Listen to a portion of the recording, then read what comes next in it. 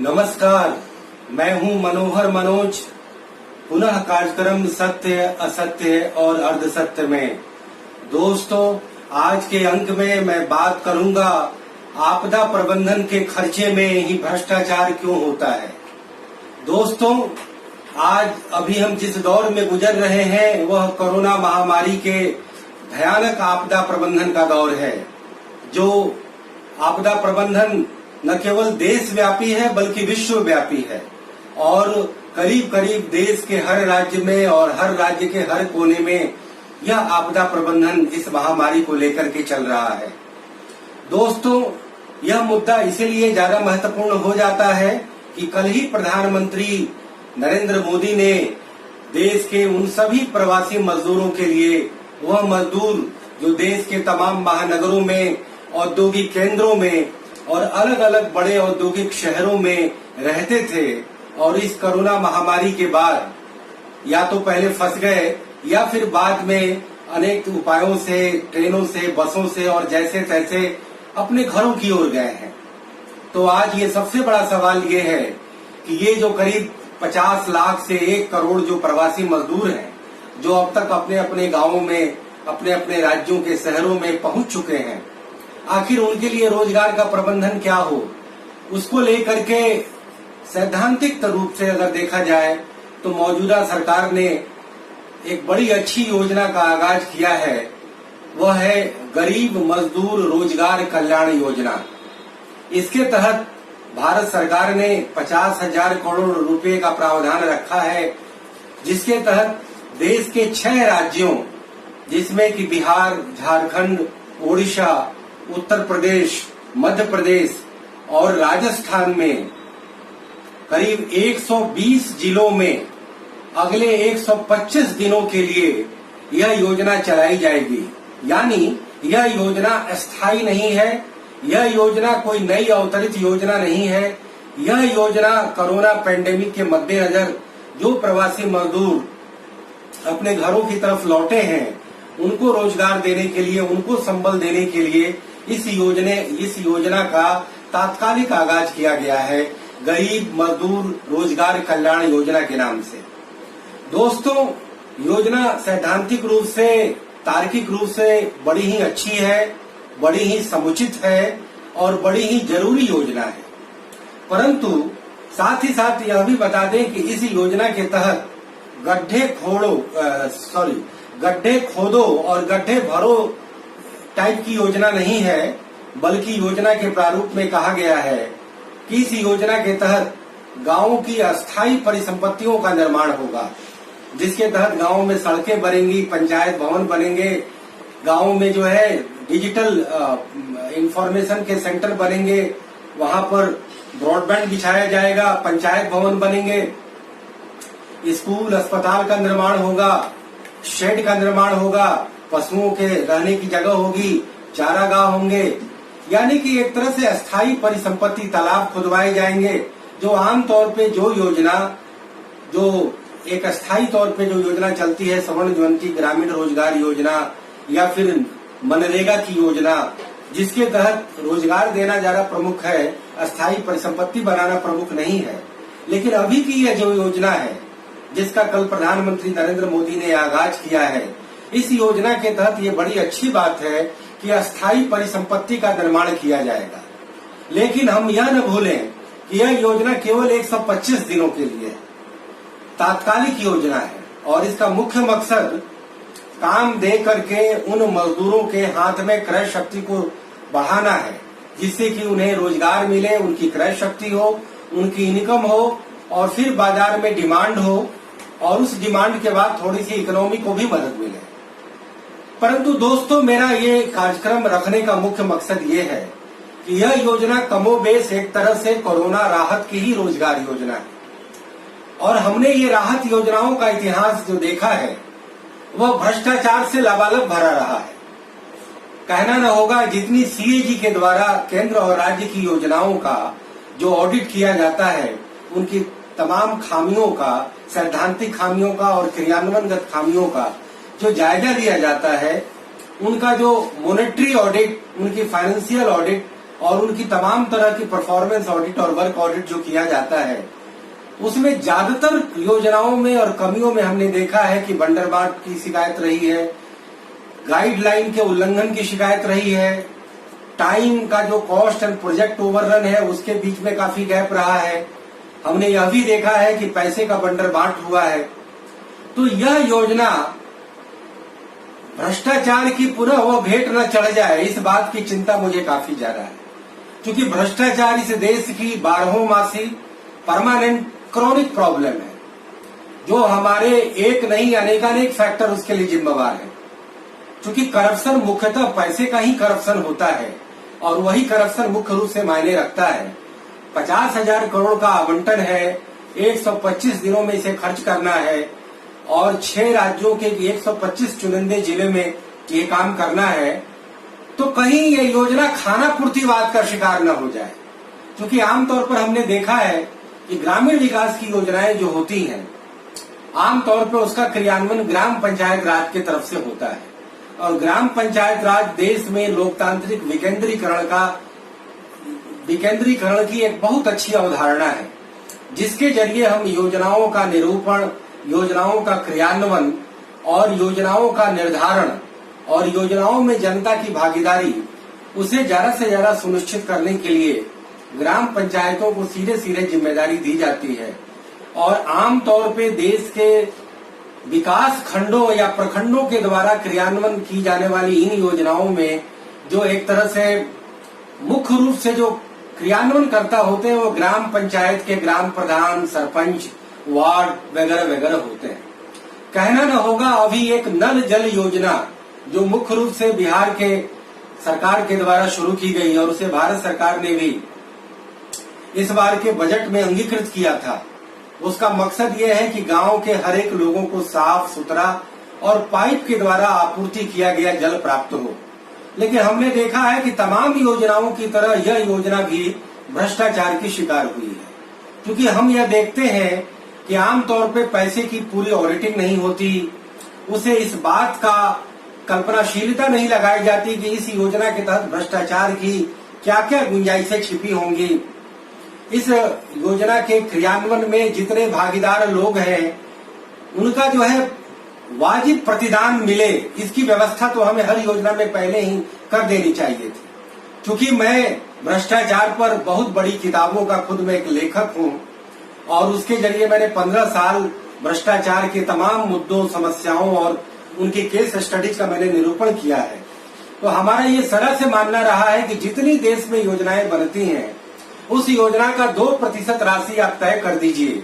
कि उस योजना में भाग लेने वाले सभी व्यक्तियों को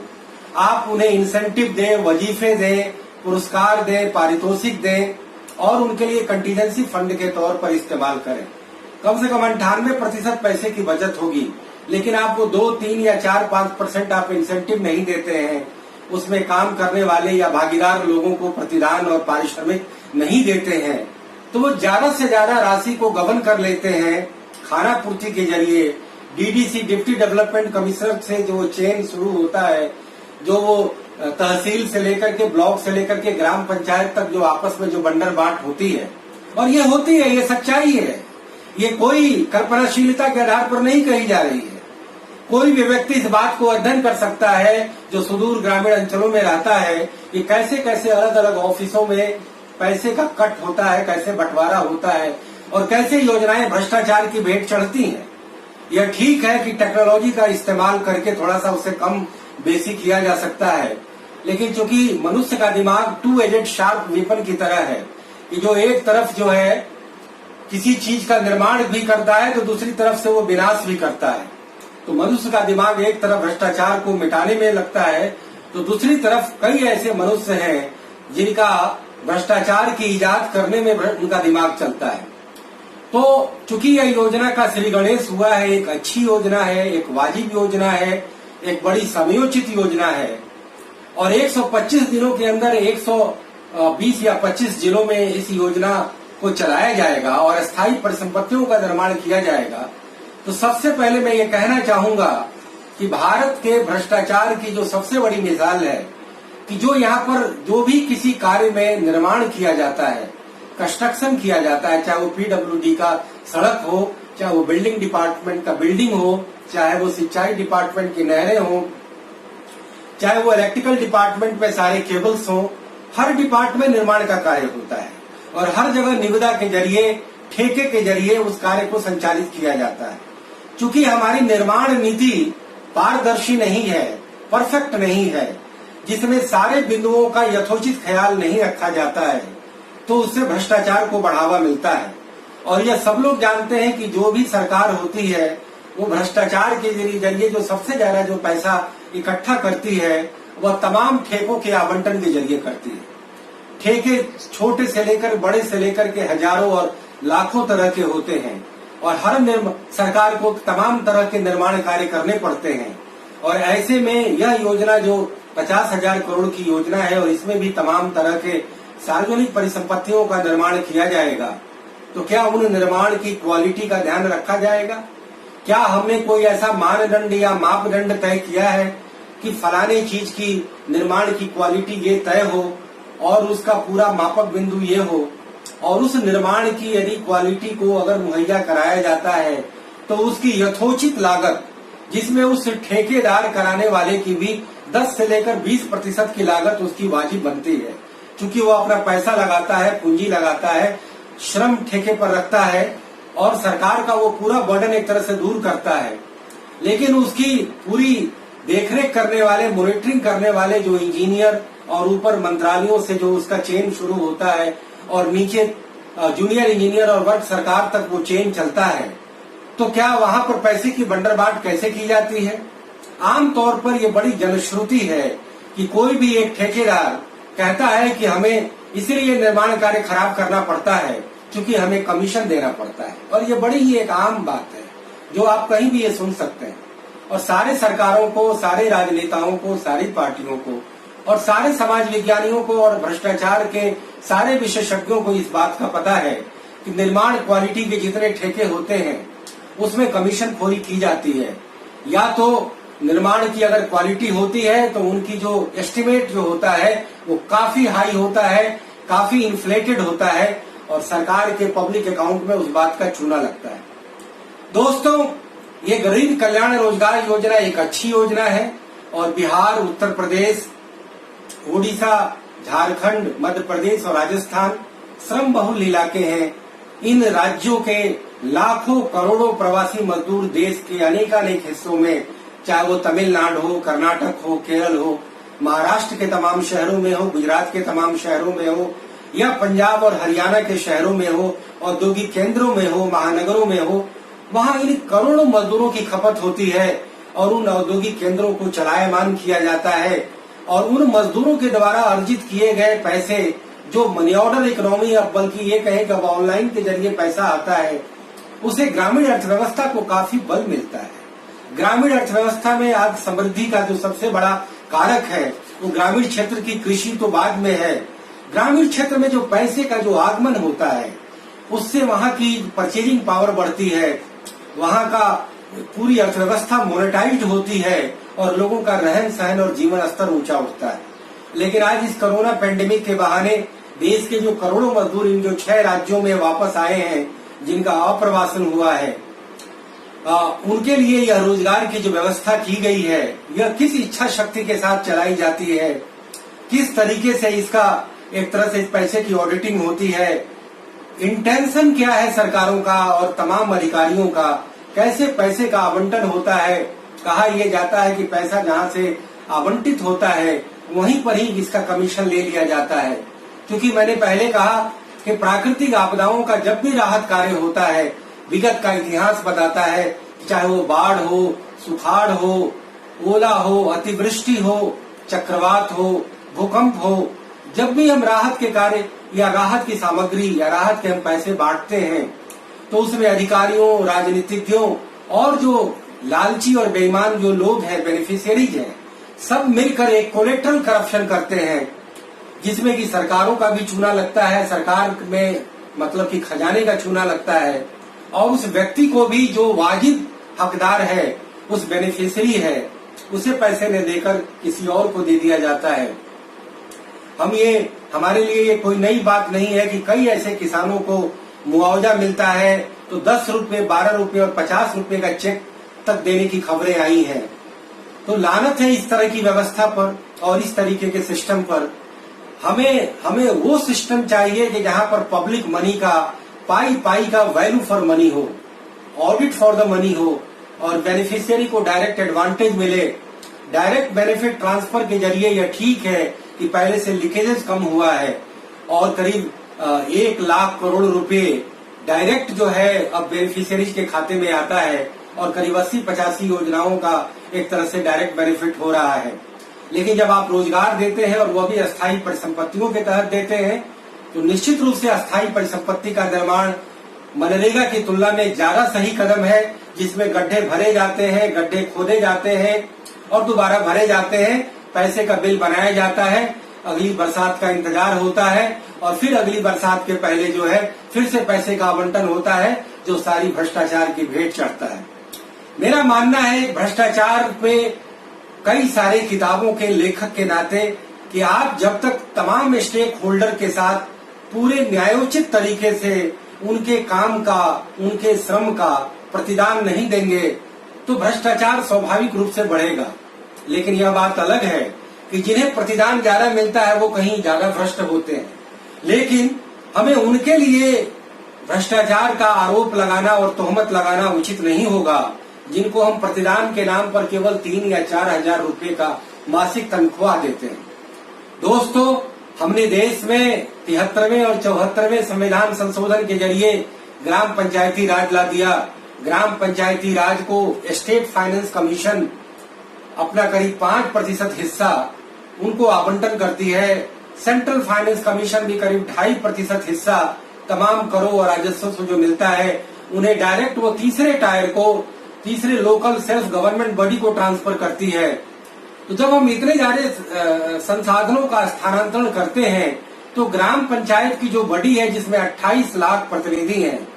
हम उनके लिए एक वाजिब, भले वो 25,000 नहीं हो लेकिन 5,000 से लेकर के 15-20 हजार तक का तनख्वाह का और उनके मासिक वेतन का प्रावधान क्यों नहीं करते, जिससे कि हम वो लाखों करोड़ रुपए की राशि